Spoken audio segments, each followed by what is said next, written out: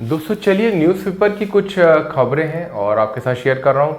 अभी आपने देखा होगा आरजी कर मेडिकल कॉलेज में जो एक डॉक्टर के साथ रेप और मर्डर हुआ था, उसमें सजा हुई है, उम्र कैद की सजा हुई है। उसके बारे में ही है वॉकअप है दोस्तों, ठीक है। चलिए, it was a grisly crime. Grisly crime जानते हैं क्या होता है? बहुत ज़्यादा जो खतरनाक क्राइम होता है, ग्रिसली क्राइम होता है, उसे बोलते हैं हीनियस क्राइम होता है, उसे बोलते हैं grisly crime. Heinous crime, grisly crime, ghastly crime, ठीक है। ग्रिसली क्राइम कौन होता है? बहुत ही ज्यादा खतरनाक क्राइम था, ठीक है। चलिए आगे, अगला है एक्सप्रेस डिसकंटेंट या डिससेटिस्फैक्शन। डिससेटिस्फैक्शन, आप इसमें ये भी लगा सकते हैं, एक्सप्रेस डिससेटिस्फैक्शन भी बोल सकते हैं आप। क्या हुआ है कि उम्र कैद की सजा हुई है, पर ममता दीदी जो है उन्होंने कहा कि नहीं, मतलब मौत की सजा होनी चाहिए थी। तो काफ़ी लोग ये कह रहे हैं, और उनके जो पेरेंट्स भी हैं, कि हमें बड़ी ही असंतोष उन्होंने व्यक्त किया है। असंतोष व्यक्त करने के लिए बोलते हैं एक्सप्रेस डिसकंटेंट या एक्सप्रेस डिससेटिस्फैक्शन, कि नहीं मौत की सजा होनी चाहिए थी, ठीक है। तो ऐसा उन्होंने कहा। अगला है कोर्ट ने pronounce life imprisonment till death. Pronounce life imprisonment till death.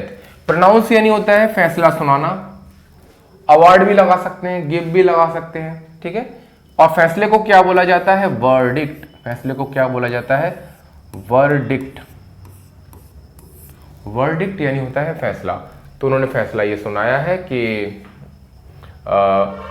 Life imprisonment, उम्र कैद की सजा, टिल डेथ, मरने तक, टिल हिज लास्ट ब्रेथ, मरने तक वो जेल में रहेगा। उम्र कैद के, क्योंकि काफी लोग कहते हैं कि 15 साल के बाद रिव्यू हो जाता है कि आपको छूट, अच्छे आपका चाल चरण के आधार पर आप छोड़ सकते हो, पर यहां पर उन्होंने कहा है कोर्ट ने कि मरने तक वो जेल में ही रहेगा।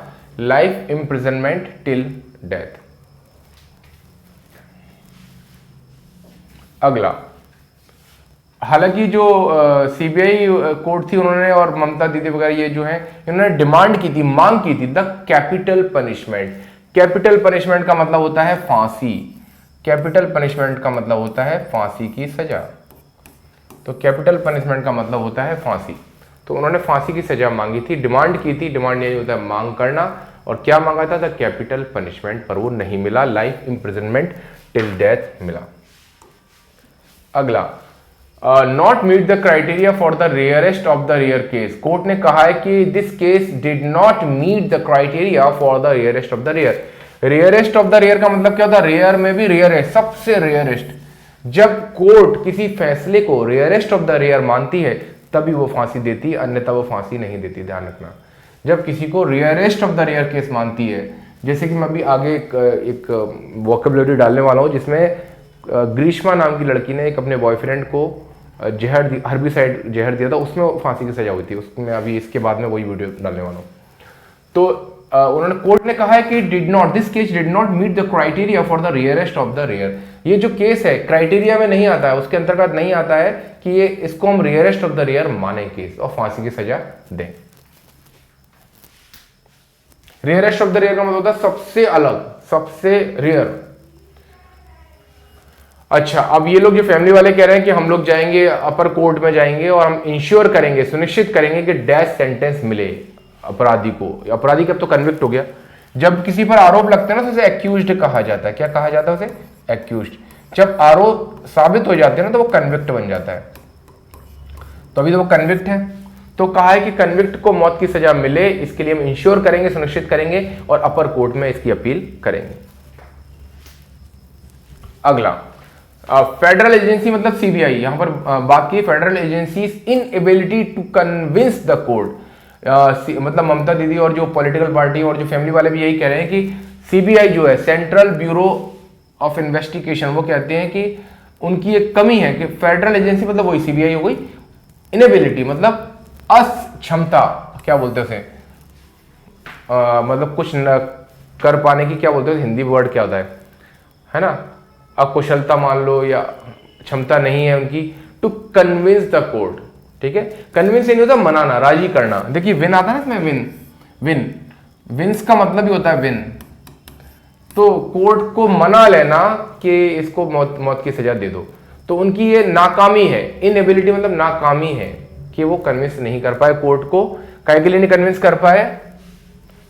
आगे क्या है कि he deserve to be sent to the gallows, he deserved to be sent to the gallows. देखिए गैलोस होता है, ये एग्जाम में आता है, नाउन प्लूरल होता है। ये क्या होता है? प्लूरल नाउन होता है। गैलोस आता है एग्जाम में।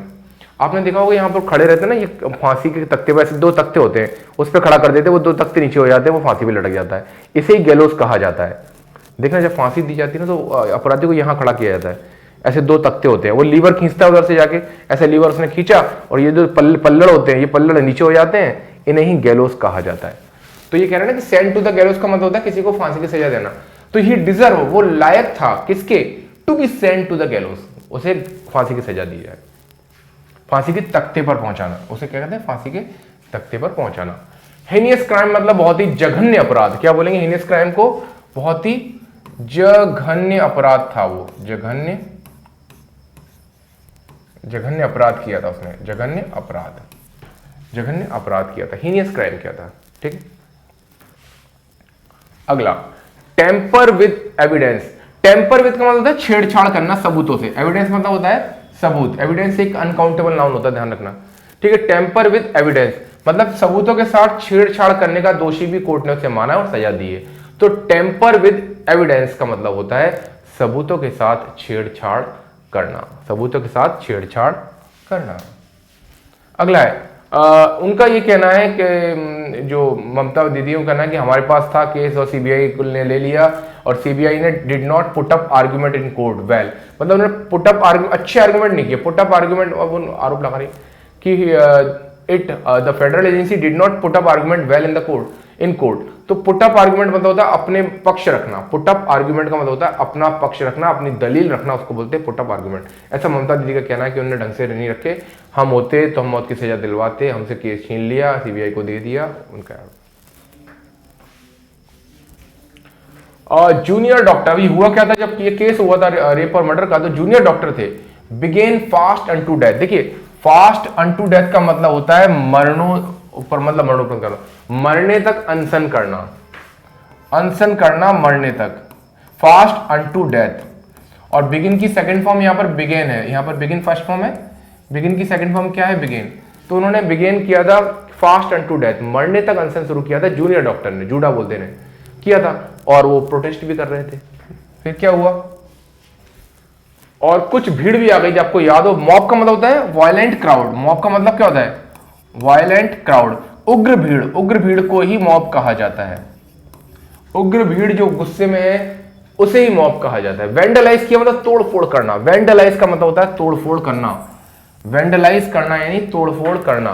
तो उन्होंने हॉस्पिटल को तोड़फोड़ कर दिया। कुछ लोग ये भी कहते हैं कि ये तोड़फोड़ इसलिए की गई, कुछ सबूत छुपाए गए, फलाना ठिकाना, ऐसा कुछ है। अब सच्चाई क्या है कोई नहीं जानता, मतलब कोर्ट ने अब क्या ही दिया, फैसला दे दिया कि अकेला ही था ये। ठीक है। अगला ऑर्डर सीबीआई प्रोब। कोर्ट ने ऑर्डर कर दिया सीबीआई प्रोब का कि हाँ अब ये केस जो है वो सीबीआई को सौंप दिया जाए। सीबीआई प्रोब यानी जांच, प्रोब यानी क्या होती है? जांच। फिर जांच हुई, जब उनकी मांगे मान ली गई, डॉक्टर भी यही कह रहे थे कि सीबीआई को सौंप दो। उसके बाद उन्होंने अपनी जो भूख हड़ताल थी उसको रद्द कर दिया। कॉल ऑफ का मतलब होता है बंद कर देना, कैंसिल कर देना, रद्द कर देना। तो उन्होंने हंगर स्ट्राइक जो थी उसको कॉल ऑफ कर दिया और अपने अपने काम पे लौट गए। कॉल ऑफ मैच भी हो जाता वर्षा के कारण, आपने देखा होगा। तो ये खबर थी दोस्तों कि ऐसा हुआ है। आपको न्यूज़पेपर की वॉकअप कैसी लग रही है जरूर कमेंट में बताइएगा। ठीक है। और कोई भी आपके सुझाव है वो भी बताइएगा।